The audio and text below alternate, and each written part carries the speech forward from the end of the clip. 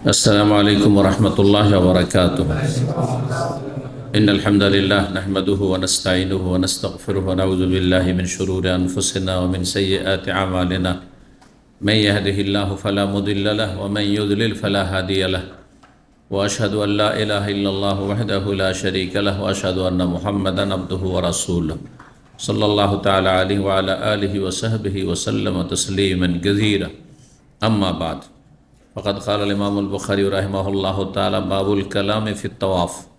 قال حدثنا إبراهيم بن موسى قال حدثنا هشام أن ابن جريج أخبرهم قال أخبرني سليمان الأحول أن طاووسا أخبره عن ابن عباس رضي الله عنهما أن النبي صلى الله عليه وسلم مر وهو يطوف بالكعبة بإنسان ربط يده إلى إنسان بسير أو بخيط أو بشيء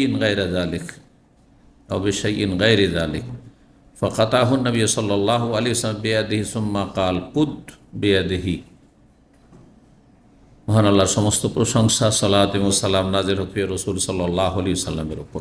সম্মানিত ভাতৃমণ্ডলী, আজ 27শে শাওয়াল 1445 হিজরি মোতাবেক 6 মে 2024 আমাদের ধারাবাহিক আলোচনা সহিহুল বুখারীর হজের পর্ব নম্বর 15। ইমাম বুখারীর হজের পর্বের অধ্যায় নম্বর 65, হাদিস নম্বর 1620। এই অধ্যায়ে ইমাম বুখারী রাহিমাহুল্লাহ বলছেন, বাবুল কালাম ফি তাওয়াফ। এই অধ্যায় হচ্ছে তাওয়াফ অবস্থায় কথাবার্তা বলা। তাওয়াফ করা অবস্থায় কথা বলা জায়েজ কি না, আর জায়েজ হলে কি ধরনের কথা বলবেন। জি, সীমিত আকারে বলবেন না খুব বেশি বলাও চলবে, এই বিষয়গুলি। হাদিস একটি নিয়ে এসছেন, ওই হাদিসটি আমরা আগে তরজমা এবং ব্যাখ্যা জেনে নিই, আর তারপরে আসল মাসলা বলবো। 1620 নম্বর হাদিস বর্ণনা করেছেন প্রখ্যাত তাবেঈ ইমাম তাউস বিন কাইসান রাদিয়াল্লাহু তাআলা রাহিমাহুল্লাহ, বিশিষ্ট ছাত্র প্রখ্যাত সাহাবী আব্দুল্লাহ বিন আব্বাস রাদিয়াল্লাহু তাআলা আনহুমার, ইবনে আব্বাসের খাস ছাত্র। বলছেন, ইবনে আব্বাস রাদিয়াল্লাহু তাআলা আনহুমা থেকে হাদিসটি বর্ণনা করে, আন্নান নবী সাল্লাল্লাহু আলাইহি ওয়াসাল্লাম মাররা, নবী সাল্লাল্লাহু আলাইহি ওয়াসাল্লাম একবার অতিক্রম করছিলেন, মানে চলছিলেন। ওয়া হুয়া ইয়াতুফু বিল কাবাত, কাবায় তওয়াফ করা অবস্থায় অতিক্রম করলেন। কোনখান দিয়ে? বেইনসানিন, জনক একজন মানুষের পাশ দিয়ে। লোকজন আরও এতে তওয়াফ করছে, নবী সাল্লাল্লাহু আলাইহি ওয়াসাল্লাম তওয়াফ করা অবস্থায় একজন লোকের পাশ দিয়ে অতিক্রম করলেন। লোকটির অবস্থা কি ছিল? রাবাতা ইয়াদাহু ইলা ইনসানিন বেসাইরিন, সে তার নিজের হাত অন্য আরেকজন মানুষের হাতের সাথে বেঁধে রেখেছে চামড়ার ফিতা দিয়ে। সাইর বলা হয় চামড়ার ফিতাকে, চামড়ার ফিতা দিয়ে। আবে খাইতিন, অথবা বর্ণনাকারী সন্দেহ, অথবা তাকা সুতা দিয়ে। খাইত মানে তাগা হয়, সুতা হয়, আর তাকা সুতার রশিও হয়। আবে শাইইন গায়রে যালিক, অথবা এছাড়া অন্য কিছু, রশি হতে পারে। এক কথায় বর্ণনা করছেন কোনো একটা কিছু, রশি হোক, চামড়ার ফিতা হোক, যেটা খুব শক্ত চামড়া, সাধারণ ফিতা সহজে ছিঁড়বে না। জি, আর তাতে হাত কেটে গেলেও ছিঁড়বে না। যদি বাই চান্স টান পড়ে যায় হাত কেটে যাবে, কি রক্তাক্ত হয়ে যাবে, কিন্তু ও ছিঁড়া মুশকিল। জি, অথবা কোনো সুতা ছিল, তাগাত ছিল, রশি ছিল। নবী সাল্লাল্লাহু আলাইহি ওয়াসাল্লাম এই অবস্থায় দেখলেন যে দুইজন তো অফ করেছে, ঠিক আছে, সাথী সঙ্গী, কিন্তু হাত ধরে চলো। এনে একজন আরেকজনের হাতের সাথে কি বেঁধে দিয়েছে? রশি বা ফিতা বেঁধে দিয়েছে, যাতে হারিয়ে না যায়, একজন আরেকজন থেকে আলাদা না হয়ে যায়। ফাকাতাহু নবী সাল্লাল্লাহু আলাইহি ওয়াসাল্লাম স্বয়ং নিজ হাতে সেই চামড়ার ফিতাটি বা রশিটি বা তাকাটি কেটে দিলেন। তাহলে ভুল সংশোধনের একটি পদ্ধতি হচ্ছে কাজে কর্মে সংশোধন করা। একটা হচ্ছে মৌখিক সংশোধন, যেভাবে বাঁধবেন না এতটাই, বললো একটা সংশোধন করলেন, আপনি উপদেশ দিলেন এটা বাঁধা ঠিক নয়, বাঁধবেন না এটা, বা এটা আপনারা খুলে ফেলে দেন, বা রশিটা কেটে ফেলে দেন, ছিঁড়ে ফেলে দেন। এটা মৌখিক ওয়াজ, উপদেশ দেওয়া, মানুষকে বোঝানো, ভুল সংশোধন। আরেকটি হচ্ছে হাতে নাতে করা, যেমন কারো গলায় তাবিজ আছে, হাতে তাবিজ আছে, তাবিজ শিরক। সুতরাং একটি সংশোধনী হচ্ছে বা সংশোধনের পদ্ধতি হচ্ছে যে ভাই তাবিজ তো জায়েজ নাই, তাবিজ করবেন না, আপনি তাবিজ ঝোলাবেন না, তাবিজটা ফেলে দেন আপনি। এর চাইতে বেশি গুরুত্বপূর্ণ সংশোধনের পদ্ধতি হচ্ছে যে আপনি তার তাবিজটা কি করলেন, কেটে দিলেন বা ছিঁড়ে ফেলে দিলেন, খুলে ফেলে দিলেন। কিন্তু এখানে খেয়াল রাখতে হবে যাতে আবার ঝগড়া মারামারি না শুরু হয়ে যায়। এখন এক বিদাতির তাবিজ কাটতে গিয়ে ওর সাথে যে ঝগড়া মারামারি শুরু হয়ে যায়, তো এটা ইসলামে জায়েজ না? জায়েজ নাই। কিন্তু আপনার কথা শুনবে, আপনি সম্মানিত ব্যক্তি, অথবা আপনার বন্ধু মানুষ, এক কথায় যে কোনো স্তরের লোক হোক, এক কথায় আপনার কথা বা আপনি যে কেটে ফেলে দেবেন এইটাতে সে এমন কোনো প্রতিক্রিয়া খারাপ দেখাবে না, ঝগড়াদ্বন্দ্বের কোনো আশঙ্কা নেই, তাহলে হাতে নাতে সেটাকে কেটে ফেলা, অন্যায়ের প্রতিবাদ করা, এটা বেশি উত্তম। অন্যায়ের প্রতিবাদের 3টা স্তর আছে না? তার সবচেয়ে উচ্চ স্তর হচ্ছে মান রামিন কুমন কারণ ফালিউগাইয়িরহু বিয়াদিহি, সহিহ মুসলিম হাদিস। যদি কোনো অন্যায় কাজ দেখেন, ভুল কাজ দেখেন, তাহলে হাতে মানে বল প্রয়োগ করে সুতাটা কেটে ফেলে দিলেন, বাইরেও সেটাই কেটে ফেলে দিলেন, যেখানে ফাইনলাম এস্তাতে। যদি এটা করা সম্ভব না হয়, নিজের পরিবারে হইলে করতে পারবেন, পরিবারে বড় ছেলে মেয়েও যদি হয় তাহলে আপনি করতে পারবেন, পরিবারের মালিক আপনি, বাপ মা। কিন্তু যদি দেখেন যে আজকাল এক শ্রেণীর বেয়াদব ছেলে, সাবালক শেয়ানা হয়ে গেছে, বাপ যদি এইরকম বল প্রয়োগ করতে যায় তো ও বেয়াদবি করে অন্যায় করে দিতে পারে বাপেরও, তাহলে সতর্ক সাবধান। ছেলে হইল, নাবালক ছেলে হিসেবে ভিন্ন বিষয়। সাবালক ছেলে দেখতে হবে যে আমার কথাকে এইভাবে মানবে, আমার শ্রদ্ধা এহতেরাম করে, সেটা দেখতে হবে। স্ত্রী বল প্রয়োগ করতে হবে, এই স্ত্রী মাথায় কাপড় দেয় না, বল প্রয়োগ করতে হবে না? অবশ্যই দিতে হবে মাথায় কাপড়, বোঝা গেছে? কাপড় নিয়ে এটাকে ঢেকে দেবেন, চলবে না এটা। কিন্তু পরের আপনার ভাইয়ের স্ত্রী, শালার স্ত্রী, শালি, চলবে না? তখন মুখে ফাইল নামে পারবেন না, এটা শরীয়ত অনুমোদন দেয় না, যেমন পরের ক্ষেত্রে বল প্রয়োগ করবেন আপনি। তো হবে লিসানি, কথার দ্বারা বলতে পারবেন, পর্দা করো, মাথা ঢাকো, আল্লাহকে ভয় করো, এই বলতে পারবে। এইটাও যদি সম্ভব না হয়, জালেম চেয়ারম্যানের স্ত্রী, এমপির স্ত্রী, পুঁজিপতি যদি কোনো কথা বলেন তো বেঁচে থাকাই মুশকিল, এলাকায় বাস করাই মুশকিল, তাহলে ভাবে খালি অন্তর থেকে ঘৃণা করেন, মেলা পাপ হচ্ছে, রাস্তায় ধূমপান করছে, অনেক হারাম কাজ করছে, বেহায় বেপরদা চলাফেরা করছে, আমাদের বলার অধিকার নেই, বলতে পারছি না, সুতরাং অন্তর থেকে ঘৃণা করতে হবে। অবশ্যই গান বাজনা হচ্ছে, আমরা বন্ধ করতে, বল প্রয়োগ করতে পারবো না, উপদেশও হয়তো দিতে পারলেন না, তাহলে কমপক্ষে কী করতে হবে? ওপরেরটা পালে নিচে নামতে হবে না। আপনার বাড়িতে গান বাজনা চলছে, বলছে অন্তর থেকে ঘৃণা করি, চলবে নাকি? না, চলবে না। যেখানে পারবেন না, করতে গেলে ক্ষতি, অথবা শরীয়তে এটা অনুমোদন দেয় না, সরকার অনুমোদন দেয় না, সরকার পারমিশন দেয় না যে আপনি কেউ সিগারেট খাচ্ছে আর তাকে বলবেন সিগারেট খাবে না হয়তো, অথবা কেউ মাথায় কাপড় দেয় না, আপনি বলছেন মাথায় কাপড় দাও, সরকার হয়তো অনুমোদন দেয় না। বুঝছেন? স্বাধীনতা, স্বাধীনতা। আজকাল স্বাধীনতার নামে সমস্ত অন্যায় কাজ হচ্ছে। তাহলে সবে কালবে অন্তত ঘৃণা করতে হবে, পাপ এবং পাপী দুটোকে ঘৃণা করতে হবে। কারণ আমাদের মূর্খ সমাজে একটি কথা আছে, নাজায়েজ কথা, পাপকে ঘৃণা করো, পাপীকে ঘৃণা করিও না। তাহলে চুরি করা কাজটাকে ঘৃণা করে, আপনার বাড়িতে চুরি করেছে, ওকে ঘৃণা করবেন না চোরকে, না? তো ধরা পড়লে মারেন কেন? ঘৃণা যেখানে করবেন না তো মারেন কেন? মেরেই ফেলে দিচ্ছেন গণপিটুনি দিয়ে, যেটা হারাম কাজ করছেন। এক হারাম কাজ সে করতে, তার চাইতে বড় হারাম কাজ করলেন। চুরি করার চাইতে বড় পাপ হচ্ছে গণপিটুনি দিয়ে কাউকে মেরে ফেলে দেওয়া, খুন করা। জি, সে মুসলিম, ফাঁসে লম্পট, মারা যায় নাই, তার শাস্তি সরকার দেবে। এমনকি চোরের হাত কাটা, সেটাও আপনার জন্য, আমার জন্য, কারোর জন্য জায়েজ নেই, সরকারের জন্য জায়েজ ওঠে। সরকারের ওয়াজিব, সরকার করবে না করবে জবাব দিবে রবের কাছে। তো কথাগুলি লম্বা হয়ে গেল। নবী সাল্লাল্লাহু আলাইহি ওয়াসাল্লাম কী করলেন? নিজের হাতে কেটে দিলেন। একথা বলে না যে এটা তুমি কেটে ফেলে দাও বা খুলে দাও, এটা বেশি ভালো।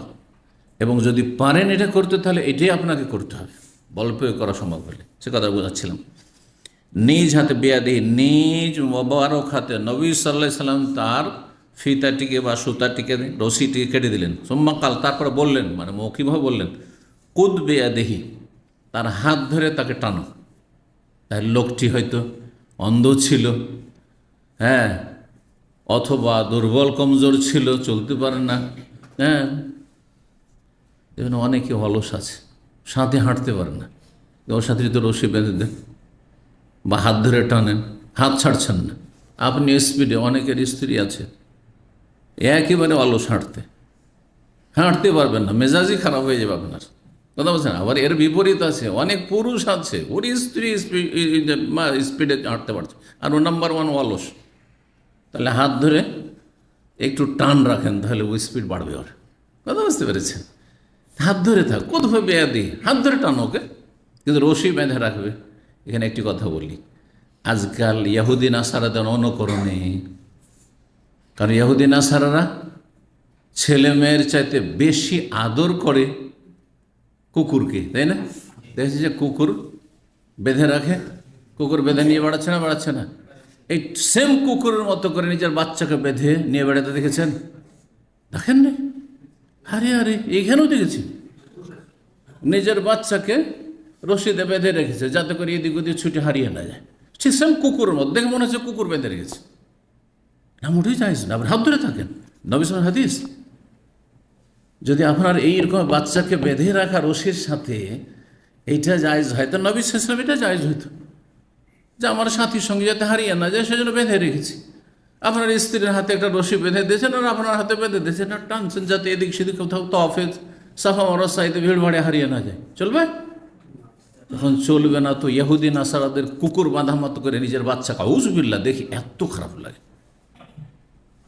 বাচ্চা, ছোট বাচ্চা, 3 বছর 4 বছর বাচ্চা, ওকে বেঁধে রেখেছে, আর কুকুরের মতো একবার হামাগুড়ি দিচ্ছে, আউযুবিল্লাহ, সেম কুকুরের মতো লাগছে দেখি, মোটেই জায়েজ নয় এটা। নিজের হাত ধরে, বাচ্চার হাত ধরে থাকো, বাচ্চাকে কোলে নিয়ে থাকো, জি, হাঁটার মতো হলে হাত ধরে থাকো। কুদহু বিয়াদিহি, নবী সাল্লাল্লাহু আলাইহি হাদিস। এই হাদিস থেকে ইসলাম মাসলা ইস্তেমবাত হয়।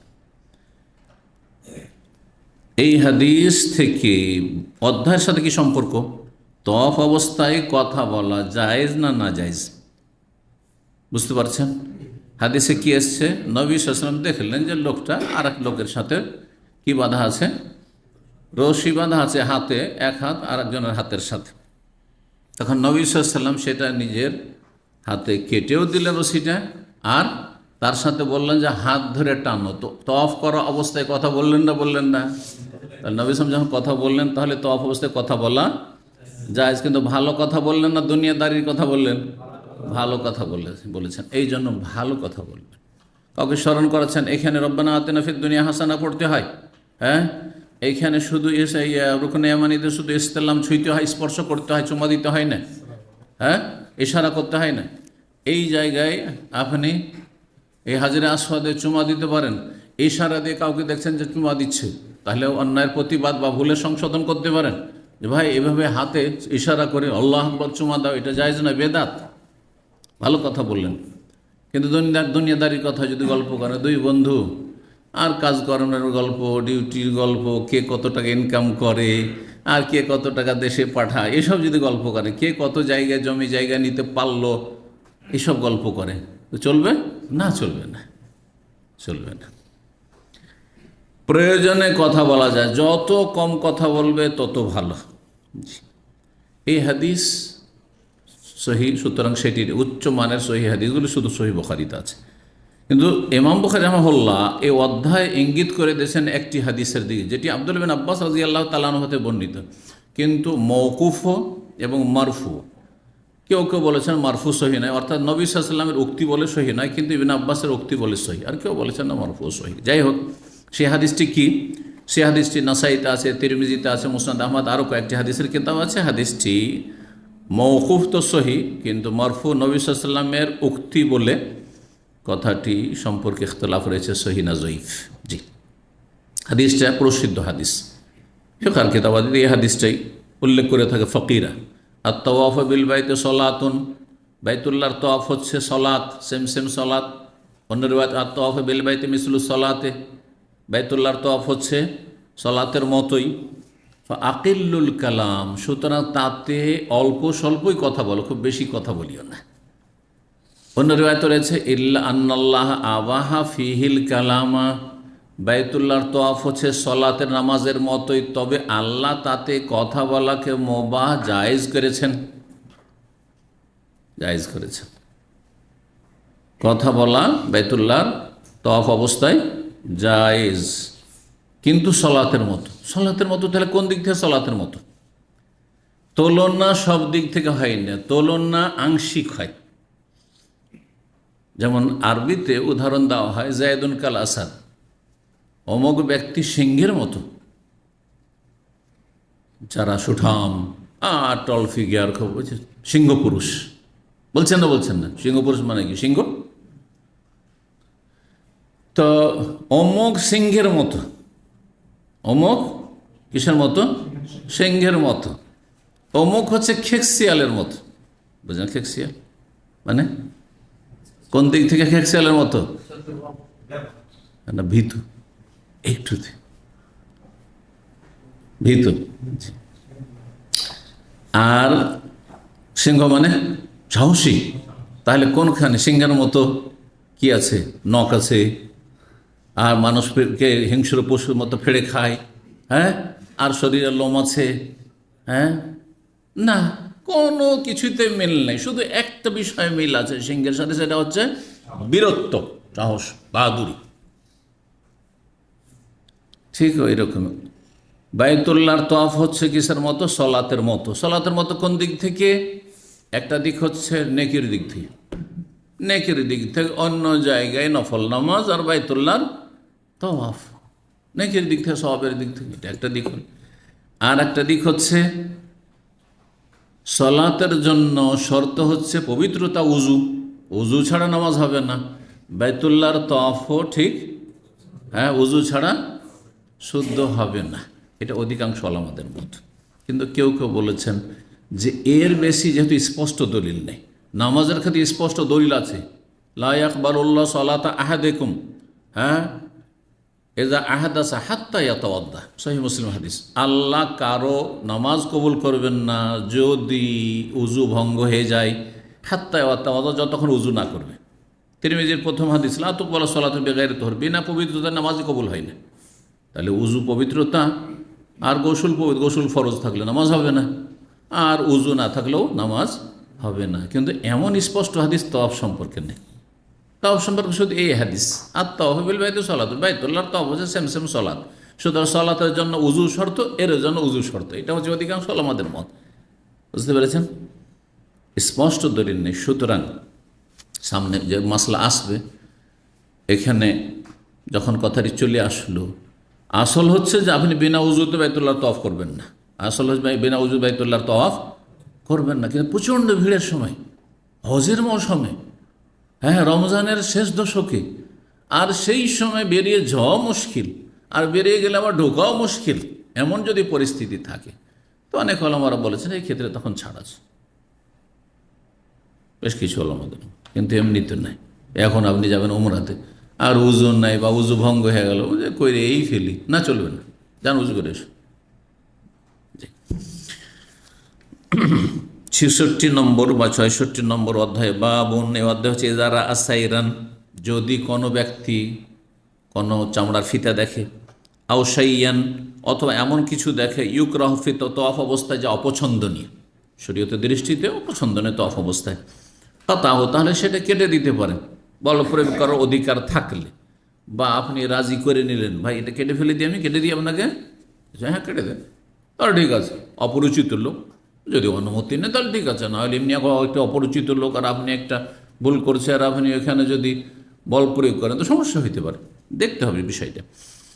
আর না হলে মৌখিকভাবে বলবেন, উপদেশ দেবেন। 1621 নম্বর হাদিস, ইবনে আব্বাস রাদিয়াল্লাহু তাআলা আনহু বর্ণিত, আন্না নবী সাল্লাল্লাহু আলাইহি রাজুলান, নবী জনক ব্যক্তিকে দেখলেন, ইয়াতুফু বিল কাবাতে, কাবার তওয়াফ করছে, বেজমামিন, একটি লাগামে রশির মতো রশি, লাগামে যে রশি থাকে সেই রশি বাঁধা আছে, আও গায়রিহি, অথবা অন্য কোনো কিছু, বাঁধা আছে, ফাঁকা, তাও সেটা কেটে দিলাম।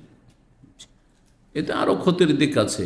একটা রশি আরেকজনের সাথে যদি বাঁধা থাকে তো মানুষ আশেপাশে এদিক থেকে ওই দিকে যাচ্ছে, কেউ হোঁচট খেতে পারে তাতে।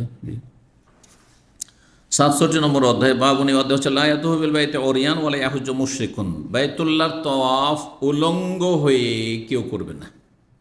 জাহিলি যুগে উলঙ্গ হয়ে বাইতুল্লাহর তওয়াফ করত, আউযু বিল্লাহ। এই ধর্মগুলি বাতিল ধর্মে, সব ধর্মে আছে, যত বাতিল ধর্ম সবগুলিতে উলঙ্গ হয়ে উপাসনা করা, ইবাদত করা আছে। দেখেন ন্যাংটা পীর আছে ভারত, বাংলাদেশ, পাকিস্তানে ন্যাংটা পীর আছে, বাংলাদেশ হচ্ছে ন্যাংটা পীর, পাকিস্তান ন্যাংটা পীর আছে। বড় বড় নেতারা, হ্যাঁ, রাষ্ট্রনায়করা ওই ন্যাংটা পীরের দর্শন করতে যাচ্ছে। এই হলো তাদের ইসলামের অবস্থা। যে ইসলাম আল্লাহ, এই শিরকি কুফরের ইসলাম কবুলই করবেন আল্লাহ রাব্বুল আলামিন, চিরকাল জাহান্নামে থাকতে হবে এদের। এই ইসলাম আল্লাহ নাজিল করেননি যে ন্যাংটা হয়ে আল্লাহর নৈকট্য লাভ, ন্যাংটা হওয়ার নেকি, কখনো ন্যাংটা হওয়া নেকি নয়।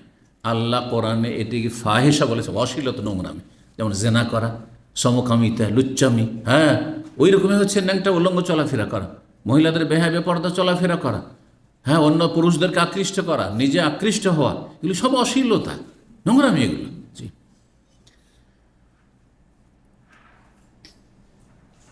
ন্যাংটা হওয়া, কাপড় খোলা, হ্যাঁ, শরীরে ছোট কাপড় রাখা, এগুলো যদি সভ্যতা হইতো, হ্যাঁ, এগুলো যদি সভ্যতা হইতো তাহলে কি করা হইতো? হ্যাঁ, অসভ্য পশু, পশুকে, পশু অসভ্য, সুতরাং কাপড় পরিয়ে দাও। কারণ আজকাল কাপড় পরলে, বোরকা পরলে গায়ের জ্বালা। না না না না না, এটা চলে না, ইউনিভার্সিটিতে চলে না, এটা আমাদের স্কুলে চলে না। কি চলে? উলঙ্গ হওয়া চলে, মানে পশুর মতো জীবনযাপন চলে। মানুষ আজকালকার পশু হতে চায়, সভ্য হতে চায় না। সভ্যতা, অসভ্যতাকে, অশ্লীলতাকে সভ্যতা মনে করা হচ্ছে। মানুষের যখন নেচার, প্রকৃতি বিকৃত হয়ে যায়, হ্যাঁ, তাতে বিকৃতি ঘটে, তখন এমনটা হয়। যে তো বাইতুল্লাহর তওয়াফ করবেন। এইরকমই ন্যাংটা সাধু আছে, ন্যাংটা পীর তো আলহামদুলিল্লাহ দেখিনি, কারণ ইসলামের দোহাই দিয়ে তারা এই রকমের নোংরামি করছে। কিন্তু ন্যাংটা সাধু আমি দেখেছি। ভারতের রাজধানী দিল্লিতে, পুরাতন দিল্লি একটা স্টেশন আছে, পুরাতন দিল্লি স্টেশন থেকে তখন ইউনিভার্সিটির ছাত্র, আমরা মদিনা ইউনিভার্সিটিতে ছিলাম, আর ওখানে আমাদের বন্ধুবান্ধবরা দিল্লি ইউনিভার্সিটি জেনারেল লাইনে পড়াশোনা করতো, মাদ্রাসা পড়ে।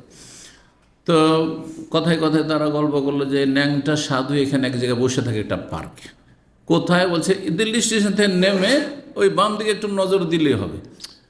তো আমি চিন্তা করলাম যে দিল্লি স্টেশন থেকে জামে মসজিদ যেটা, হ্যাঁ, এলাকা, আর ওখানে আহলে হাদিস কেন্দ্রীয় অফিস রয়েছে, তো হেঁটে 1.5-2 কিলোমিটার, চলো হেঁটেই চলে যাই, একটু হাঁটতে লাগলাম, দেখতে লাগলাম। স্টেশন থেকে নেমে সামান্য একটু এসে দেখি পার্কে, এই মোটা হয়ে একবারে ন্যাংটা হয়ে, একবারে যেমন মায়ের পেট থেকে জন্ম নিয়েছে, মায়ের পেট থেকে যেমন ভূমিষ্ঠ হয়েছে ওই অবস্থায় পড়ে আছে। কথা বুঝতে পেরেছেন? আল্লাহ হেফাজত করে এইসব নোংরামি। কিন্তু মক্কার কাফেরদের বাতিল ধর্মটা এরকমই ছিল। বাইরের লোক বলতে এই কাপড় পরে কত গুনাহ করেছি, হ্যাঁ, সুতরাং আমরা বাইরের লোক, আমাদের নিজের কাপড় দিয়ে তওয়াফ করতে পারবো না। পবিত্র কাপড় হচ্ছে কার? মক্কাবাসীর।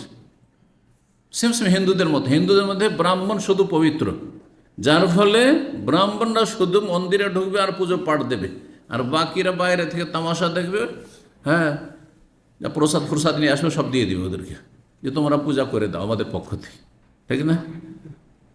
বেদাতীদের মধ্যে এটা আছে না? সব কিছুতে হুজুর লাগবে, মানুষ মরলে হুজুর লাগবে, বিয়ে পড়াইলেও হুজুর লাগবে, নিজে বিয়ে পড়াইতে পারবে না কেউ। আচ্ছা, কোনো মানুষ মরলেও কোরআন খানি করাইতে হবে, হাফেজ মোল্লাকে ডাকতে হবে, বক্সাইতে হবে, জান্নাতে পৌঁছাইতে হবে, আর কিসের জন্য হুজুর? এমন কি কুরবানি জবাই করার জন্য মোল্লা ছাড়া হবে না, গোটা গ্রামের লোক লাইন লাগে বসে আছে, হুজুর আসবে আমাদের কোরবানি জবাই, হুজুর আসবে আমার ওই আকিকা জবাই করবে। কোথায় আছে এগুলো ইসলামে? কোথায় আছে?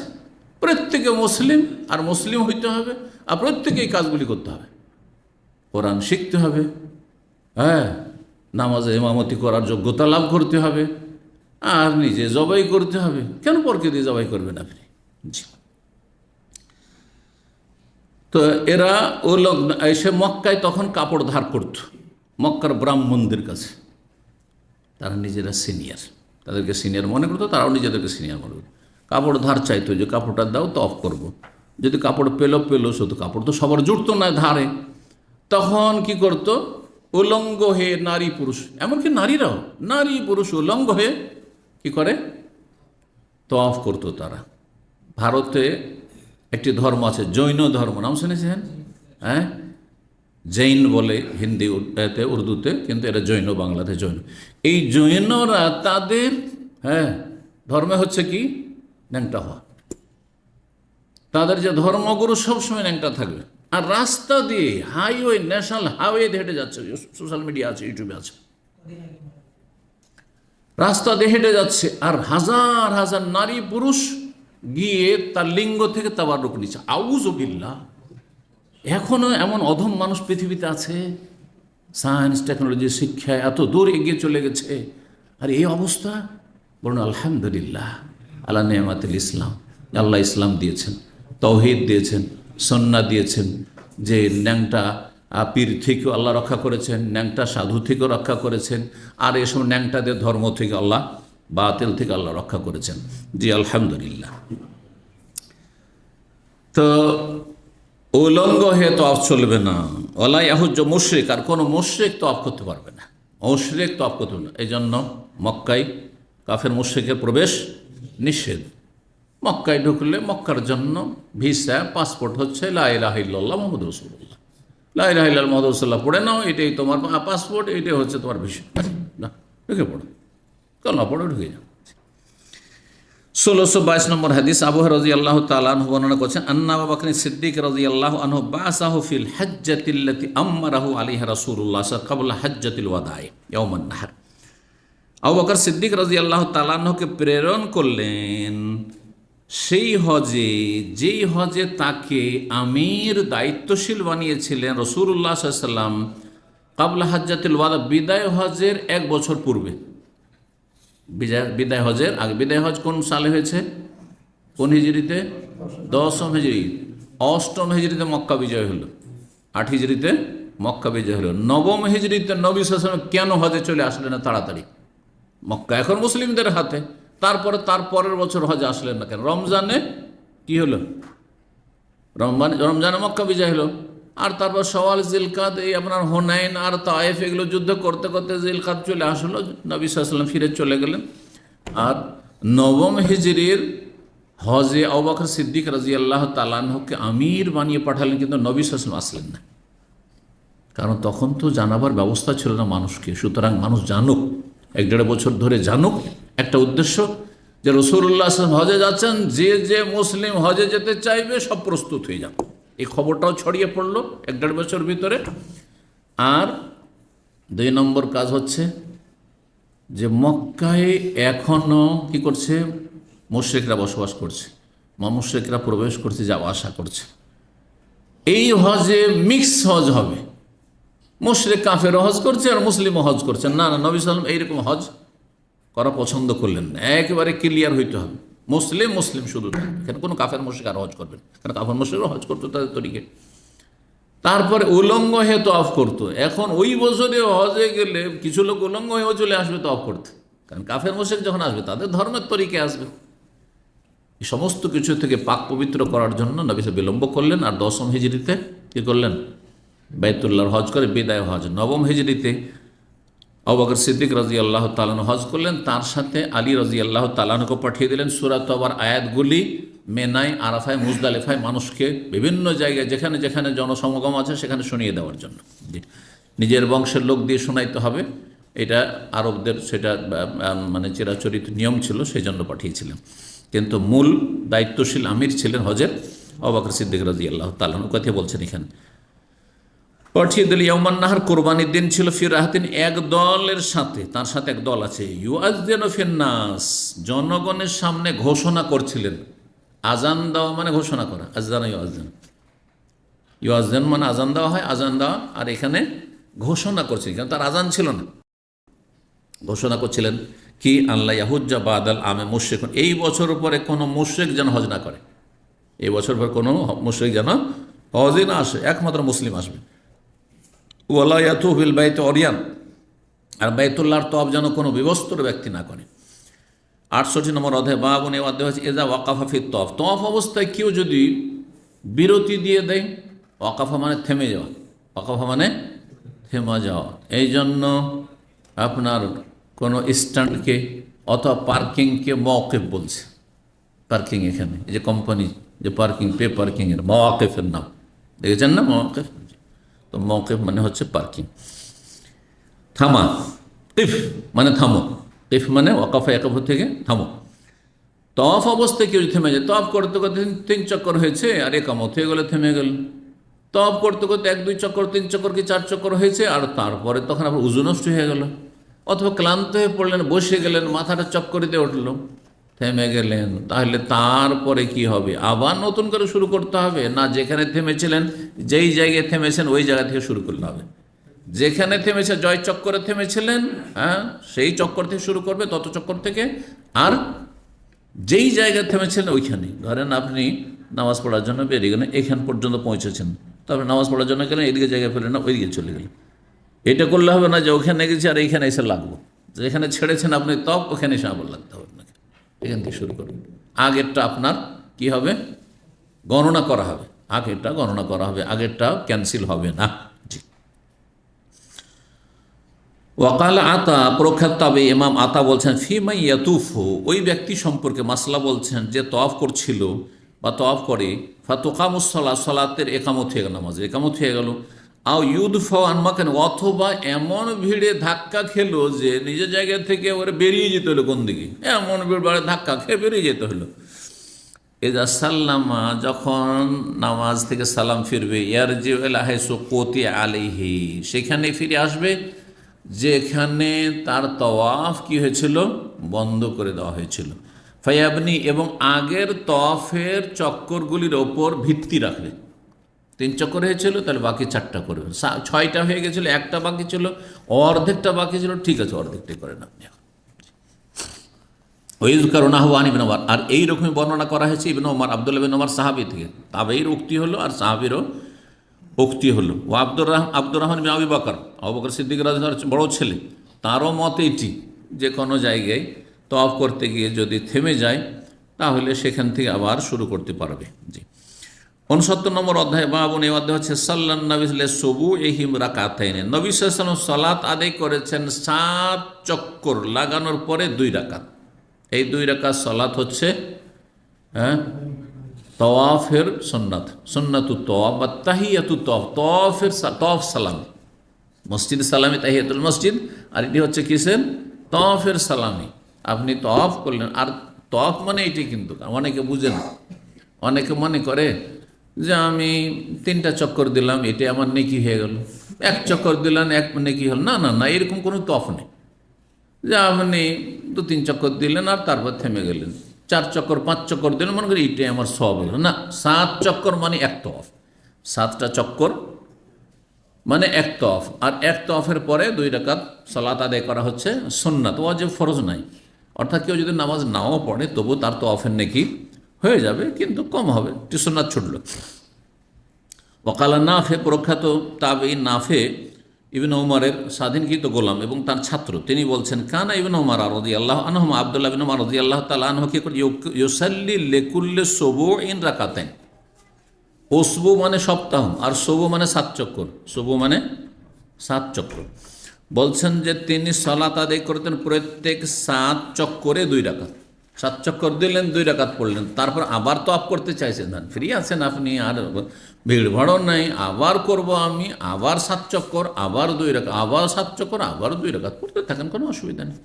কিন্তু এইরকম পরিস্থিতি এখন নাই যে এত কষ্ট দিয়ে মানুষকে, যারা একবার জীবনে তফ করার জন্য আছে তাদেরকে সুযোগ দেবেন না, আর আপনি নফল তফ এরকম করতেই থাকবেন, এটা কোনো ভালো কাজ নয়। কিন্তু ওয়াকাল ইসমাইল বিন উমাইয়া, ইসমাইল বিন উমাইয়া বলছেন, কুলতু লিজ-জোহরি, আমি ইমাম জোহরি তাবেঈকে বললাম, ইন্না আতা ইয়াকুল, আতা মক্কার তাবেঈ ছিলেন, বড় আলেম ফকিহ ছিলেন, তিনি বললেন জোহরিকে, এই ইসমাইল বিন উমাইয়া, যে আমি ইমাম জোহরিকে বললাম, ইমাম জোহরির বাড়ি মদিনায়, উনি মদিনার আলেম, আর আতা হচ্ছেন মক্কার আলেম ফকিহ। ইন্না আতা ইয়াকুল, ইমাম আতা বলছেন, তুজজিউহুল মাকতুবাতু মিন রাকাতাই তওয়াফ, তওয়াফের 2 রাকাতের জায়গায় ফরজ নামাজই যথেষ্ট। অর্থাৎ ইমাম আতার মত ছিল যে কোনো ব্যক্তি যদি ধরেন 7 চক্কর দিয়েছে, তারপরে ফরজ নামাজের টাইম হয়ে গেছে, ফরজ নামাজ যদি পড়ে তো ওইটাই যথেষ্ট, আর 2 রাকাত পড়া আর প্রয়োজন নেই, এটি মত ছিল তার। এই কথা যখন ইমাম জোহরিকে বলা হইল, ফাকালা, তখন তিনি বললেন as-সুন্নাত আফজাল। এটা তার ব্যক্তিগত মত, কিন্তু নবী সাল্লাল্লাহু আলাইহি ওয়াসাল্লাম সুন্নতটি বেশি উত্তম। সুন্নত হচ্ছে 7 চক্কর দিয়ে 2 রাকাত নামাজ পড়া, এটি বেশি ভালো। লাম ইয়াতুফিন নবী সাল্লাল্লাহু আন কাত্তু ইল্লা সাল্লা রাকাতাইন। নবী সাল্লাল্লাহু আলাইহি ওয়াসাল্লাম যে কোনো সময় 7 চক্কর তওয়াফ করেছেন, কি করেছেন? ইল্লা সাল্লা রাকাতাইন, 2 রাকাত নামাজ পড়েছেন। সুতরাং এইরকম ব্যক্তিগত কারো ফতোয়া কেন নেবেন যেটা নবী সাল্লাল্লাহু আলাইহি ওয়াসাল্লাম থেকে প্রমাণিত নয়? নবী সাল্লাল্লাহু আলাইহি ওয়াসাল্লাম কখন এমনটা করেন? 7 চক্কর দিলেন, তার নামাজের টাইম হয়ে গেছে, চলো ফরজটা পড়ে নি, ওইটা দিয়ে কাজ হয়ে গেল না, এরকমটা করেননি, যার ফলে ওইটা না করে উচিত। জি, 1623 নম্বর হাদিস বলছেন, আমর বলছেন যে সাআলনা ইবনে ওমর, আব্দুল্লাহ ইবনে ওমর রাদিয়াল্লাহু তাআলা আনহু জিজ্ঞেস করলাম কি আয়াকাউর রাজুলা আলা ইমরাতি ফিল উমরাতে, উমরায় কি স্ত্রী সহবাস করতে পারবে? কাবলা ইয়াতুফা বাইনা সাফাল মারা, সাফা মারওয়া সাই করার আগে ইহরাম বেঁধেছে আর তারপর বাইতুল্লাহ তওয়াফ করলো, তওয়াফ শেষে সাফা মারওয়া সাই না করে স্ত্রী সহবাস কি কেউ করতে পারবে? মাসলা জিজ্ঞেস করছেন। যদি আপনাদের জিজ্ঞাসা করে কি বলবেন? পারবে না, পারবেন। এখন ইনকমপ্লিট, 2টো কাজ হয়েছে, 2টো বাকি। ইহরাম বাঁধা হয়েছে, বাইতুল্লাহর তওয়াফ হয়েছে, কিন্তু সাফা মারওয়ার সাই বাকি, চুল কাটা বাকি। জি, তো পারবে কি? কাল, তখন বলছেন কাদেমা রাসূলুল্লাহ সাল্লাল্লাহু আলাইহি ওয়াসাল্লাম আসলেন মক্কায়, ফাতাফা বিল বাইতে সাবআন, বাইতুল্লাহর 7 চক্কর তওয়াফ করলেন। সুম্মা সাল্লা খালফাল মাকামে রাকাতাইন, মাকাম ইব্রাহিমের পিছনে 2 রাকাত সালাত আদায় করলেন। ওয়াতাফা বাইনা সাফাল মারওয়া, আর সাফা মারওয়ার সাই করলেন। ওকালা, আর তারপরে বললেন লাকাদ কানা লাকুম ফি রাসূলিল্লাহি উসওয়াতুন হাসানাহ, নিঃসন্দেহে তোমাদের জন্য রাসূলুল্লাহ সাল্লাল্লাহু আলাইহি ওয়াসাল্লামের জীবনে রয়েছে উত্তম আদর্শ। রাসূলুল্লাহ সাল্লাল্লাহু আলাইহি ওয়াসাল্লাম তওয়াফের পরে 7 চক্কর দিয়েছেন, তওয়াফের পরে স্ত্রী সহবাস করেনি। সুতরাং কেন এই ফতোয়া দেবে বা কেন জায়েজ মনে করবে এটাকে? না, মোটেই চলবে না। জি, আপনি পূর্ণ করেন। আর যখন সাফা মারওয়া সাই হলো, তখন পূর্ণ হালাল হওয়ার জন্য আপনার একটা অজেব কাজ বাকি, সেটা হচ্ছে চুল কাটা। সেটা মাথা মণ্ডন হোক অথবা পুরো মাথা থেকে চুল ছোট করা হোক, তারপরে স্ত্রী সহবাস। 1664 নম্বর হাদিস, কালা সালতু জাবের আব্দুল্লাহ, আমি জাবের বিন আব্দুল্লাহ রাদিয়াল্লাহু আনহু জিজ্ঞেস করলাম। ফাকালা, এই মাসলা জিজ্ঞাসা করেছে জাবেরকে, কে বলেছিলেন ওইটি যেটা চলবে? হ্যাঁ, জিজ্ঞাসা করেছিলেন, মানে জিজ্ঞাসা করে কোনো ফতোয়া দেননি কেউ, জিজ্ঞাসা করেছিলেন মাসলা। তখন বলছেন না। ইবনে ওমর বললেন, আর জাবের বিন আব্দুল্লাহ বলছেন, কালা লা ইয়াকরাবু ইমরাআতাহু হাত্তা ইয়াতুফা বাইনা সাফা ওয়াল মারওয়া, অতক্ষণ পর্যন্ত স্ত্রীর কাছে যাবে না যতক্ষণ সাফা মারওয়া সাই না করে নেবে। সাফা মারওয়া সাই রুকুন ফরজ, বাইতুল্লাহর তওয়াফ রুকুন ফরজ, এহরাম বাঁধা রুকুন, 3টি রুকুন। মিকাতে এহরাম বাঁধা বাইরের লোক হইলে সেটা ওয়াজিব, আর চুল কাটা ওয়াজিব। চুল কাটার পরে তখন সেটি জায়েজ সত্য, কিন্তু এখানে চুল কাটার কথা নিয়ে আসেনি, সংক্ষেপ করা হয়েছে। 70 নম্বর অধ্যায়, বাবু মাল্লাম ইয়াকরাবিল কাবা ওয়ালাম ইয়াতুফ হাত্তা ইয়াখরুজা ইলা আরাফা ইয়ারজু বাদা তাওয়াফিল আউয়াল। এই অধ্যায় হচ্ছে কোনো ব্যক্তি যদি হজের সফরে গেছে, হজ করতে গেছে, আর যাওয়ার পরে প্রথম তওয়াফে কদুম একটা তওয়াফ করেছে, মানে ওমরা করলে তওয়াফে কদুম ফরজ, এর আগে বলেছি। আর যদি হজে ইফরাদ করে অথবা হজে কেরান করে, তাহলে তওয়াফে কদুম হচ্ছে সুন্নাত। এই একটা তওয়াফ করলেন, কারণ মক্কা গেছেন তো প্রথম বাইতুল্লাহর জিয়ারত করে তওয়াফ করবেন। আর তারপরে মক্কা ধরেন 10 দিন বসে আছেন, তারপর আর বাইতুল্লাহ তওয়াফ করতে গেলেন না, চলে গেলেন 8 তারিখে কোথায়? মেনা, 9 তারিখে আরাফা, আরাফা থেকে ফিরে এসে 10 তারিখে তওয়াফ করেন। তো এটা কেমন? বুঝি, হ্যাঁ, কোনো অসুবিধা নেই, কারণ ওর জন্য আর কোনো তওয়াফ নেই, বাকি নফল ছিল। এর মাঝখানে কেউ যদি তওয়াফ করে নফল, নবী সাল্লাল্লাহু আলাইহি ওয়াসাল্লাম আর বারবার তওয়াফ করতে যান না। ওই যে একবার তওয়াফ করে চলে আসলেন, তারপরে জুতুয়া নামক স্থানে অবস্থান করলেন, ওখান থেকেই চলে গেলেন এতে। হ্যাঁ, আর একবারও জানি নবী সাল্লাল্লাহু আলাইহি ওয়াসাল্লাম তওয়াফ করতে। এই জন্য বারবার ভিড় করতে যাও মসজিদ হারামে, বিশেষ করে তওয়াফে, এটা কিন্তু যারা জ্ঞানী মানুষ শরীয়ত সম্পর্কে তাদের কাজ নয়। বলছেন কোনো ব্যক্তি যদি কাবার কাছেই না, ধারে কাছেই না যায়, ওয়ালাম ইয়াতুফ, আর কোনো তওয়াফও করলো না, হাত্তা ইয়াখরুজা ইলা আরাফা, আরাফা যাওয়া পর্যন্ত, ওয়ারজু বাদা তাওয়াফিল আউয়াল, আর ফিরে আসে প্রথম তওয়াফের পরে, এই প্রথম তওয়াফের পরে, মানে প্রথম গিয়ে তওয়াফ করেছে একটা, আর তওয়াফ করার পরে আর কোনো তওয়াফ করেনি, সরাসরি আরাফা চলে আরাফা থেকে ফিরে এসছে, তাহলে এটা কেমন? বলছে হ্যাঁ, এটা শরীয়ত সম্মত, কোনো ব্যাপার না। 1625 নম্বর হাদিস বলছেন ইবনে আব্বাস রাদিয়াল্লাহু তাআলা আনহুমা কাদিমান নবী সাল্লাল্লাহু আলাইহি ওয়াসাল্লাম মক্কাতা, নবী সাল্লাল্লাহু আলাইহি ওয়াসাল্লাম মক্কায় আসলেন, ফাতাফা বাইতুল্লাহ তওয়াফ করলেন, ওয়াসা বাইনা সাফাল মারা, সাফা মারা সাই করলেন, ওয়ালাম ইয়াকরাবিল কাবা, কাবার কাছেও আর গেলেন না, বাদা তওয়াফে বিহা, ওই প্রথমে একটি তওয়াফ করার পরে, হাত্তা রাজা মিন আরাফা, আরাফা থেকে ফিরা পর্যন্ত। আরাফা থেকে কখন ফিরলেন? 9 তারিখের সন্ধ্যাবেলা আরাফা থেকে ফিরলেন, রাত কোথায় কাটালেন? মুজদালিফায়। 10 তারিখে সকালবেলা মিনা আসলেন, পাথর মারলেন, আর তারপরে তখন যে কাজগুলি সারা সেরে বাইতুল্লাহর তওয়াফ করতে রাসূলুল্লাহ সাল্লাল্লাহু আলাইহি ওয়াসাল্লাম চলে আসলেন। জোহর পড়েছিলেন মক্কায়, কোনো হাদিসে রয়েছে, আর কোনো হাদিসে আছে নবী সাহেব জোহরের আগে তওয়াফ সাই সব সেরে গিয়ে জোহর পড়েছেন গিয়ে মেনাতে, এই হাদিসও রয়েছে। সুতরাং দুই রকমের রিওয়ায়াত রয়েছে, আল্লাহ তাআলা আলাম। 71 নম্বর অধ্যায়, বাবু মান সাল্লা রাকাতাই খারিজ মিনাল মসজিদ, বাইতুল্লাহর তওয়াফ করার পরে যে 2 রাকাত তওয়াফের সুন্নাত, এটা পড়া উত্তম কোন জায়গায়? মাকামে ইব্রাহিমের পেছন দিকে, এটি উত্তম, অজেব নয়, জরুরি নয়, আর কাউকে কষ্ট দিতে যাবেন না। কিন্তু দেখছেন ভিড় হয়ে আছে, শুধু মহিলা আর মহিলা, তাহলে যেই দিকে যেখানে পান, এমনকি কেউ যদি মসজিদ হারামের বাইরে গিয়েও পড়ে তাও চলবে, পড়লেই হইল, ওই কথাই বলছেন।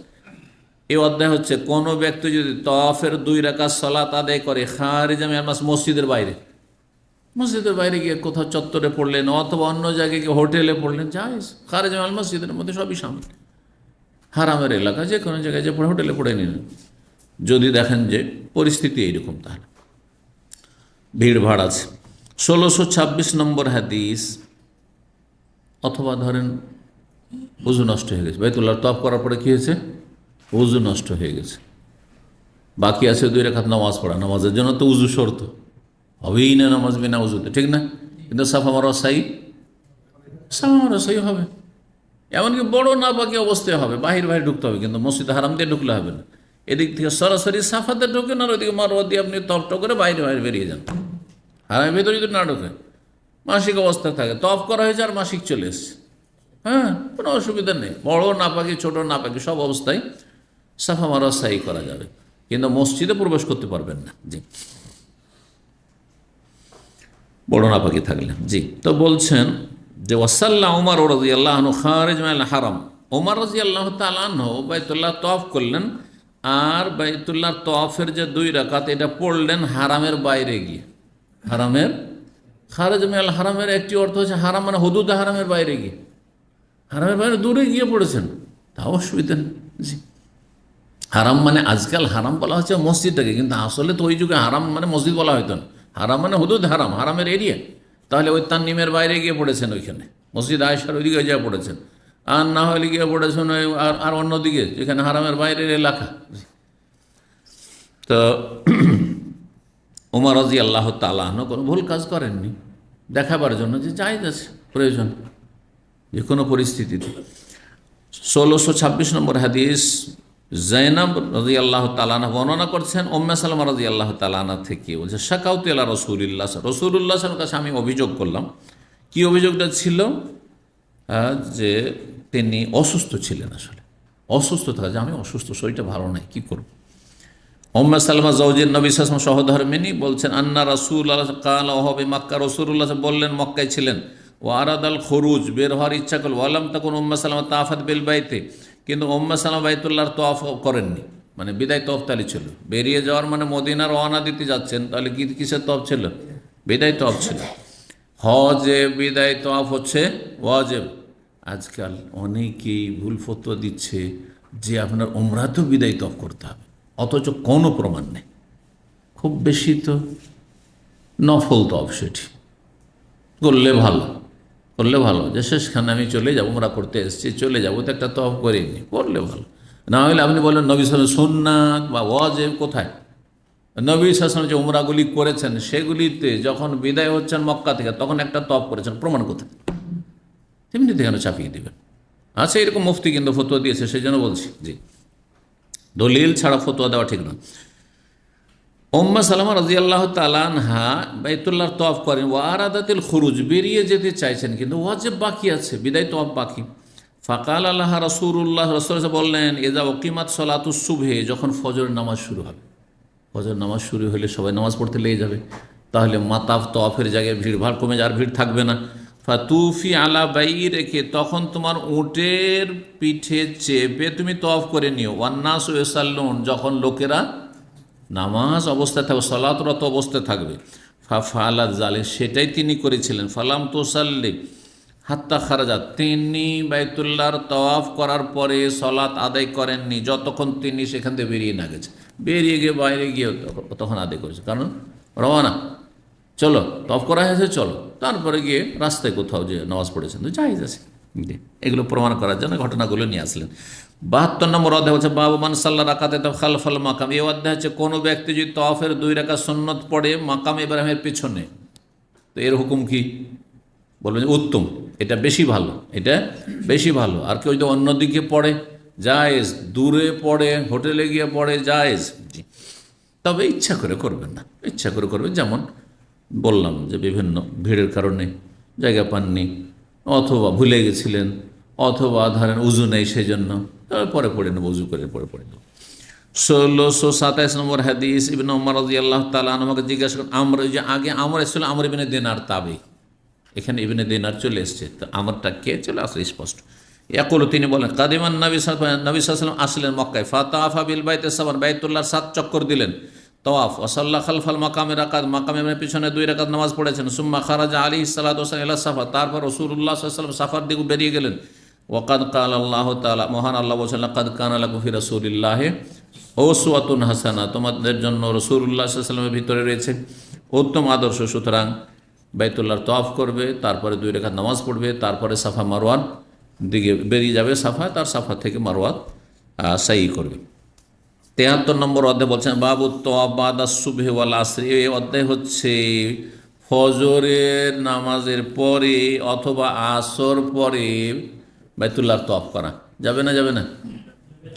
আসর পরে অথবা ফজর নামাজ পরে তওয়াফ করা যাবে? সূর্য ওঠার আগে তওয়াফ করলেই তো নামাজ পড়তে হবে, আবার তওয়াফ করা মানেই তো নামাজ পড়তে হবে, তো এই সময় নামাজ পড়া চলবে?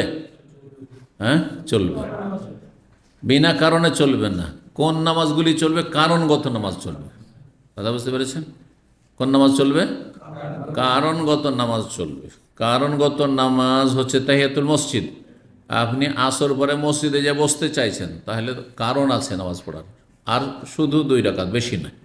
কিন্তু কেউ যদি বলে যে আমি আসর পর আজকে ফ্রি আছি, এইটু আল্লাহর ইবাদতবন্দি করবো, নামাজ পড়বো, নফল পড়বো, আমি 4 রাকাত 10 রাকাত, চলবে না? বলবো না, যায়, এখন চলবে না, নিষেধ। ফজর পরে আমি ফ্রি আছি, এই সময়টা আমি কি করব? নামাজ পড়বো, নফল, চলবে? চলবে না। কিন্তু মসজিদ থেকে একবার বাইরে বেরিয়ে আসলেন, বাথরুম গেলেন, উজু করলেন, তার মসজিদে ঢুকলেন, বসবেন, তাহলে পড়তে পারেন। জানাজা রেডি হয়ে গেছে, হ্যাঁ, কাফন টাফন দিয়ে রেডি হয়ে গেছে, তাহলে সূর্য উঠাবার কোনো প্রয়োজন নয়, তাহলে জানাজা পড়বেন আপনি। ঠিক ওই রকমই আপনি ফজর পরে অথবা আসর পরে তওয়াফ করলেন, তখন তওয়াফ কিসের কারণ? 2 রাকাত নামাজের কারণ। জাতুল আসবাব মানে কারণগত নামাজ চলবে, অকারণে নামাজ চলবে না, কথাটা মনে করে নেন। কি? বিনা কারণে নফল নামাজ আসর পরে চলবে না নিষিদ্ধ সময়, আর ফজর পরে চলবে না যতক্ষণ সূর্য না উঠে যাবে, সূর্য না ডুবে যাবে, বুঝতে পেরেছেন? কিন্তু যে কোনো কারণ যদি থাকে, কারণ হঠাৎ করে আপনাকে সিদ্ধান্ত নিতে হচ্ছে, হঠাৎ করে আসর থেকে মাগরিবের মাঝখানে আপনার কাছে টেলিফোন আসলো, আপনার মেয়ের জন্য একটা ভালো জামাই পাওয়া গেছে, এক্ষুনি জবাব দিত, হ্যাঁ না, না, ইস্তেখারা করবেন, কারণ এক্ষুনি করতে হবে, বিলম্ব করা যাবে না, তখন আপনি নামাজ পড়েন, এটা কারণগত নামাজ। তো বাইতুল্লাহর তওয়াফ করে যে নামাজ পড়া 2 রাকাত, এটি হচ্ছে কারণগত নামাজ, সুতরাং চলবে। এটা হচ্ছে সমস্ত উলামায়ে কেরামদের মত। এমনকি হানাফি মযহাবে ধরেন তাহিয়াতুল মসজিদ নাই, কিন্তু আসর পরে আর ফজর পরে তাহিয়াতুল মসজিদ নাই, কিন্তু বাইতুল্লাহর তওয়াফের পরে আছে। বাইতুল্লাহর তওয়াফ যদি ফজর পরে করে আর আসর পরে করে, তাহলে পড়তে হবে তাদের কাছে, কারণ এই মর্মে একটি হাদিস রয়েছে, সুনানের কিতাবাদিতে একটি হাদিস রয়েছে, তিরমিজি, নাসাই, বিভিন্ন কিতাবে, ইয়া বানি আব্দে মানাফ, হে আব্দে মানাফের বংশ, নবী সাল্লাল্লাহু আলাইহি সাল্লামের দাদার বাপ আব্দে মানাফ ছিল না, মোহাম্মদ বিন আবদুল্লাহ বিন আব্দুল মুত্তালিব বিন হাশেম বিন আব্দে মানাফ, পঞ্চম পুরুষ। হে আব্দে মানাফের বংশধর, লা তামনাউ আহাদান তাফা বিহাজাল বাইত, এমন কোনো ব্যক্তি যে বাইতুল্লাহর তওয়াফ করবে তাকে তোমরা বাধা দিও না, তাকে তোমরা বাধা দিও না সালাত আদায় করতে। ওয়াসাল্লা আইয়াতা সাআতিন শাআ, যে কোনো সময় নামাজ পড়তে পারে বাইতুল্লাহর তওয়াফকারী, মিন লাইলিন আও নাহারে, রাতে হোক দিনে হোক, আসর পরে হোক ফজর পরে হোক, যে কোনো সময় পড়তে পারে। এই হচ্ছে নবী সাল্লাল্লাহু আলাইহি ওয়াসাল্লাম হাদিস, হাদিস সহিহ। এখন এই হাদিস মানে বাইতুল্লাহর তাওয়াফের পরের নামাজে সীমিত, এটা অধিকাংশ ওলামাদের মত। হানাবেলা, ইমাম আহমদ বিন হাম্বল, তারপরে ইমাম মালিক, ইমাম আবু হানিফা, আহলুল হাদিস সবাই। কিন্তু শাফিঈ মযহাবের ইমাম শাফিঈ রাহিমাহুল্লাহ বলছেন যে না, এটা হারামের হুকুম, যে কোনো নামাজ হারামের, নফল হারামের হুকুম। কথা বোঝা গেছে? মসজিদে হারামে বা হারামের এরিয়াতে নিষিদ্ধ সময় নামাজ পড়া যায় শাফিঈ মযহাবে। শাফিঈ মযহাবের অনুসারীরা মালয়েশিয়া, ইন্ডোনেশিয়াতে সিংহভাগ, তারপরে আপনার কেরালা, দক্ষিণ ভারত, তারপর শ্রীলঙ্কা, মালদ্বীপ, এগুলোতে শাফিঈ মযহাবের সংখ্যাগরিষ্ঠতা রয়েছে। তাদের মযহাবে বেশ কিছু ফতোয়া রয়েছে যেগুলো সহিহ হাদিস বিরোধী, যেমন অন্যান্য মযহাবে ভুল ফতোয়া আছে, তেমনি শাফিঈ মযহাবে ভুল ফতোয়া আছে। তার একটি হচ্ছে এটি যে তারা বলছেন কি, এই হাদিসের আলোকে, যে হাদিসটি বললাম, হে আব্দে মানাফের বংশধর, কেউ যদি মক্কায় বাইতুল্লাহ তওয়াফ করে আর নামাজ পড়তে চায় বাধা দিবেন না। তো তওয়াফের কথা না বলেছেন, ওরা বলছেন না, তওয়াফ করুক আর না করুক, এমনি যদি আসর পরে কেউ নফল পড়তে থাকে মক্কায়, অথবা ফজর পরে, ফজর নামাজের পরে নফল পড়তে থাকে সূর্য ওঠা পর্যন্ত, তো জায়েজ। তারা বলছে এটা মিন খুসুসিয়াতিল হারাম, হারামের বৈশিষ্ট্য এটি। অন্যরা বলছে না, এটি কারণগত নয়, হারামের বৈশিষ্ট্য নয়, হারামে হোক আর অন্য জায়গায় হোক নফল পড়া নিষিদ্ধ সময় চলবে না। নিষিদ্ধ সময় কয়টি? 5টি। মাশাআল্লাহ, তাহলে তো মনে আছে। সূর্য মাথার উপর ঠিক যখন, আর ঠিক সূর্য ডুবছে, ঠিক সূর্য উঠছে, কয়টা হইল? 3টা হইল। আরেকটা হচ্ছে আসর থেকে মাগরিব, আর একটা হচ্ছে ফজর থেকে নিয়ে সূর্য ওঠা পর্যন্ত। দুটো হালকা নিষিদ্ধ, আর এই 3টি সময় হচ্ছে কড়া নিষিদ্ধ। মনে রাখবেন, 5টা নিষিদ্ধের মধ্যে, নিষিদ্ধ টাইমের মধ্যে 3টি হচ্ছে শক্ত নিষিদ্ধ। ঠিক সূর্য উঠছে, ঠিক সূর্য ডুবছে, আর ঠিক সূর্য একবারে মাথার ওপর, এই 3টে হচ্ছে শক্ত নিষিদ্ধ, কারণ অল্প সময়, আর সূর্যটা উঠতে দেয় 5-10 মিনিট। আর বাকি আসর থেকে নিয়ে মাগরিব ধরেন 2-2.5 ঘন্টা, ফজর থেকে নিয়ে প্রায় মানে 1.25 ঘন্টা 1.5 ঘন্টা হয়তো। সুতরাং এই সময়ে যদি কেউ পড়ে, হালকা নিষিদ্ধ। এজন্য কারণগত, একবারে ঠিক সূর্য ডুবছে, ঠিক সূর্য উঠছে, ওই সময় তাহিয়াতুল মসজিদে গেলেন, আপনি একটু থেমে যান, ধরেন ইস্তেখারা করবেন, একটু থেমে যান, আরে 10 মিনিট থামলেন তো, 10 মিনিট 5 মিনিট পরে আপনি ইস্তেখারা করেন। জি, তো এই ছিল অধ্যায়। কোন ব্যক্তি মানে বাবু তওয়াফ বাদা সুবহে ওয়াল আসর, ফজর এবং আসরের পরে তওয়াফ করা, আর তওয়াফ করলে নামাজ পড়া। ওয়াকানা ইবনে ওমর রাদিয়াল্লাহু আনহু ইউসাল্লি রাকাতাত তাওয়াফ মা লাম তাতুলি শামস, আব্দুল্লাহ ইবনে ওমর রাদিয়াল্লাহু তাআলা কি করতেন? তওয়াফের 2 রাকাত নামাজ পড়তেন যতক্ষণ পর্যন্ত সূর্য না উঠত, সূর্য ওঠার আগ পর্যন্ত। ঠিক সূর্য উঠছে ওই সময় পড়তেন না, তাহলে শক্ত নিষিদ্ধ সময়টাই, মানে তার আগ পর্যন্ত পড়তেন, পড়বে কারণগত নামাজ। অতাফা ওমর বাদা সুবহে, ওমর রাদিয়াল্লাহু তাআলা আনহু ফজরের পরে তওয়াফ করলেন। ফারাকেবা, তারপরে তিনি কি করলেন? তখন নামাজ পড়লেন না। তিনি কিন্তু আমল কি করেছেন? তখন নামাজ পড়েননি, কারণ নামাজ পড়ার সাথে সাথে জরুরি নয়, পরেও পড়তে পারে, দূরেও গিয়ে পড়তে পারে। সেই জন্য তিনি তারপরে উটের পিঠে চেপে গেলেন বাহনে। হাত্তা সাল্লার রাকাতাইন, 2 রাকাত তওয়াফের নামাজ পড়লেন। জিতুয়াই, জিতুয়া হচ্ছে প্রায় হারাম থেকে 1 কিলোমিটার বেশি, 1 কিলোমিটার একটু বেশি, যেটা জারওয়াল, তাইসির আর জারওয়াল, কিং আবদুল্লাহ যে এক্সটেনশনের এলাকা, সেই দিকে এগিয়ে গেলে গত আলোচনাগুলিতে বলেছি এইসব বিস্তারিত। যেখানে একটি কূপ আছে, সেই কূপে নবী সাল্লাল্লাহু আলাইহি ওয়াসাল্লাম গোসল করেছেন, সেখানে রাত কাটিয়েছেন, আর সকালবেলা গোসল করে তারপরে তওয়াফ করতে এসেছেন। 1628 নম্বর হাদিস, হাদিস বর্ণনা করেছেন মা আয়েশা রাদিয়াল্লাহু তাআলা আনহা, বলেছেন আন্না নাসান তাফু বিল বাইতি, কিছু লোকেরা বাইতুল্লাহর তওয়াফ করলো। বাদা সালাতুস সুবহে, ফজরের নামাজের পরে। সুম্মা কাদু ইলাল মুজাক্কিরে, তারপরে তারা বক্তার সামনে ওয়াজ শোনার জন্য বসে গেল। আমরা বাংলায় যেটাকে বক্তা বলছি সেটাকে সহজ আরবিতে ওয়াইজ বলা হয়। ওয়াজ থেকে ওয়াজকারী হচ্ছে ওয়াইজ, বোঝা গেছে না? আর সেটাকে একটু আরও শুদ্ধ আরবিতে মুজাক্কির। হ্যাঁ, আল্লাহ বলছেন ওয়াজাক্কির ফাইন্না যিকরা তানফাউল মুমিনিন, উপদেশ দাও, উপদেশ মুমিনের কাজে আসে, লাভ হয় উপদেশ দিলে। ফাজাক্কির ইন্নামা আনতা মুজাক্কির, হে নবী তুমি উপদেশ দাও, তোমার কাজ হচ্ছে শুধু উপদেশ দেওয়া।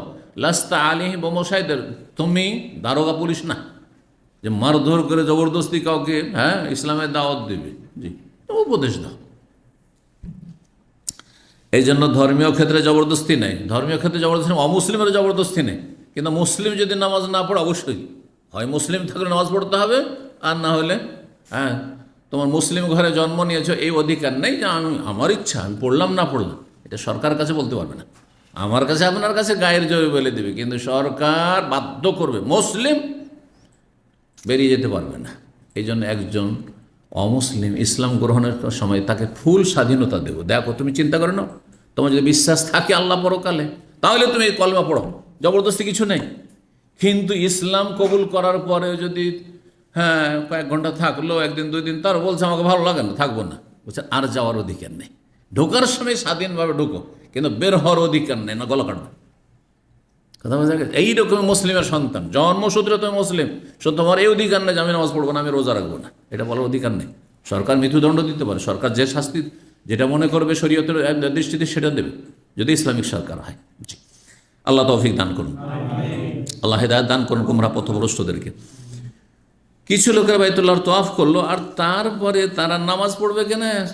বাইতুল্লাহর তওয়াফ করার পরে তারা তওয়াফের সুন্নত না পড়ে বক্তার সামনে তারা বসে গেছে ওয়াজ শোনার জন্য। হাত্তা ইযা তালাতিশ শামসু, ঠিক যখন সূর্য উঠতে যাচ্ছে ওয়াজ শোনার পরে, কামু ইউসার, তখন তারা নামাজ পড়া শুরু করেছে। কিসের নামাজ? তওয়াফের পরবর্তী নামাজ। তার আগ পর্যন্ত পড়ছিল সেটা হালকা নিষিদ্ধ সময় ছিল। আসল ভালো সময়টাই না পড়ে ঠিক সূর্য উঠতে যাচ্ছে তখন তালাতিশ শামসু, মানে সে যে সূর্য উঠছে, এমন না যে উঠে গেছে, উঠে গেলে তো পড়লে অসুবিধা ছিল না। তখন ফাকালাত আয়েশা, আয়েশা রাদিয়াল্লাহু তাআলা আনহা বললেন, মা আয়েশা, কাদু, এরা ওয়াজ শুনতে বসে গেল। হাত্তা ইযা কানাতিস সাআতুল্লাতী তুকরাহু ফিহা সালাহ, যখন ওই সময়টা এসেছে যেই সময় নামাজ পড়া অপছন্দনীয়, কামু ইউসাল, তখন এরা নামাজ পড়তে লেগেছে। এটা আবার কেমন কাজ হইল? এটা আবার কেমন কাজ হইল? 1629 নম্বর হাদিস বর্ণনা করেছেন আব্দুল্লাহ রাদিয়াল্লাহু তাআলা আনহুমা, আব্দুল্লাহ বিন উমর আর কি। কাল সামিতুন নবী সাল্লাল্লাহু আলাইহি ওয়াসাল্লাম বলতে শুনেছি, ইয়ানহা আনিস সালাতে ইনদা তুলুইশ শামস, তিনি নিষেধ করছিলেন সূর্য ওঠার সময় নামাজ পড়তে, ওয়াইন্দা গরু, সূর্য ডুবার সময় নামাজ পড়তে। ঠিক সূর্য উঠছে, সূর্য ডুবছে, ওই সময় নামাজ পড়তে নিষেধ করেছেন। কিন্তু বাইতুল্লাহর তওয়াফের এটাও নিষিদ্ধ নয়। বাইতুল্লাহর তওয়াফ শেষ হয়েছে, ঠিক সূর্য উঠছে, সূর্য ডুবছে, ঘড়ি দেখার কোনো প্রয়োজন নেই, আপনি নামাজ পড়তে থাকেন। 1630 নম্বর হাদিস বর্ণনা করেছেন আব্দুল্লাহ বিন উফাই কাল রাআইতু আব্দুল্লাহ বিন জুবাইর, আব্দুল্লাহ বিন জুবাইরকে আমি দেখেছি রাদিয়াল্লাহু তাআলা আনহুমা, ইয়াতুফু বাদাল ফজর, ফজর পরে তিনি তওয়াফ করেছেন, ওয়াসাল্লির রাকাত, 2 রাকাত নামাজ পড়েছেন। তাহলে ফজর পরে সাহাবায়ে কেরামগণ কি করেছেন? তওয়াফ করে নামাজ পড়েছেন। 1631 নম্বর হাদিস বর্ণনা করেছেন, বলছেন আব্দুল্লাহ বলছেন, রাআইতু আব্দুল্লাহ বিন জুবাইর, আব্দুল্লাহ বিন জুবাইর রাদিয়াল্লাহু তাআলা আনহু ওয়াসাল্লির রাকাতে বাদাল আসর পরে 2 রাকাত নামাজ পড়তে দেখেছি তওয়াফের। ওয়ুখবিরু, এবং তিনি বলেছেন, আন্না আয়েশা, তো মা আয়েশা রাদিয়াল্লাহু তাআলা হাদাসা, তাকে হাদিস বয়ান করেছেন, আন্নান নবী সাল্লাল্লাহু আলাইহি ওয়াসাল্লাম ইয়াদখুল বাইতা ইল্লা সাল্লাহু, নবী সাল্লাল্লাহু আলাইহি ওয়াসাল্লাম যখনই তার বাড়ি আসর পরে প্রবেশ করতেন 2 রাকাত নামাজ পড়তেন। নবী সাল্লাল্লাহু আলাইহি ওয়াসাল্লামের জন্য এটি খাস ছিল, আমাদের জন্য নয়। কারণ এমনি নফল পড়া আমাদের জন্য জায়েজ, আসর পরে ফজর পরে নয়। কিন্তু নবী সাল্লাল্লাহু আলাইহি ওয়াসাল্লাম হয়েছিল কি ঘটনা, কারণ জানা আছে, একবার জোহর পরে সুন্নাত বাকি আছে, আর একটা প্রতিনিধি দল ইসলামের কথা শোনার জন্য চলে আসলো। নবী সাল্লাল্লাহু তাদেরকে ইসলামের কথা বুঝাইতে লাগলেন, এই করতে করতে আসরই হয়ে গেল।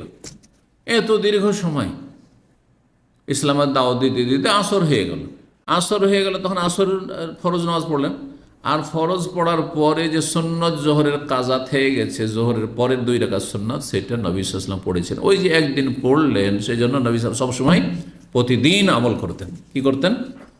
আসর পরে স্ত্রীদের বাড়ি ঘুরতেন। নবী সাল্লাল্লাহু আলাইহি ওয়াসাল্লাম একটা অভ্যাস ছিল, সকালবেলা সূর্য ওঠার পরে 9 বিবির বাড়ি একটু খোঁজ খবর নিয়ে নিতেন। সকালবেলা খোঁজ খবর হয়ে গেল, আর আসর পরে আবার 9 বিবির বাড়িতে একটু চক্কর দিয়ে খোঁজ খবর নিয়ে নিতেন। যাদের একাধিক স্ত্রী আছে এটা করা উচিত। আর তারপরে গিয়ে যার পালা তার ঘরে রাত থাকতেন। রাতের বেলা মাগরিব সূর্য ডোবার পরে অন্য কারো কোনো স্ত্রীর বাড়ি যেতেন না, যার পালা তার বাড়িতে যেতেন। মাগরিব হয়েছে, এখন তার পালা শুরু হয়েছে। তাহলে পালা নির্ধারণ হচ্ছে রাত্রে, দিনের কিন্তু পালা নির্ধারণ। দিনে মানুষ কাজকর্মে থাকবে, একজন পুরুষ লোক, সুতরাং হতে পারে যে একদিন কাজ নেই, তখন এক স্ত্রীর বাড়িতে সারাদিন আছে হয়তো, কিন্তু আরেকদিন এত কাজ হলে সারাদিন ওই স্ত্রীর বাড়িতে থাকতে পারে না, কোনো অসুবিধা নেই, এটা গুনাহের ব্যাপার মানে। কিন্তু রাত্রে অবশ্য থাকতে হবে, রাত্রে থাকতে হবে। জি,